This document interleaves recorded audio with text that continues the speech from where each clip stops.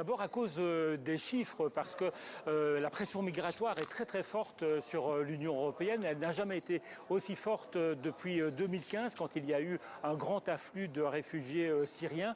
L'an dernier, plus d'1 million de demandeurs d'asile, et cela crée d'ailleurs une crise de l'accueil dans certains pays. Alors les 27 sont au moins d'accord sur un point: il faut absolument renforcer les contrôles aux frontières extérieures de l'Union européenne. Et vous le savez, certains pays demandent même la construction de murs anti-migrants financés par l'Union européenne. Et on observe d'ailleurs que cette question, que cette demande est de moins en moins taboue. Mais le nœud du problème, ça reste bien sûr toujours la question de la solidarité. Solidarité avec des pays comme l'Italie qui disent qu'ils ne peuvent plus assumer seuls l'afflux de migrants. Alors la Commission européenne a imaginé un concept, le concept de solidarité flexible, qui devrait permettre à chaque pays de choisir entre participer à la répartition des migrants ou bien mettre la main à la poche et financer par exemple le rapatriement des demandeurs d'asile qui ont été déboutés. Mais une des raisons pour laquelle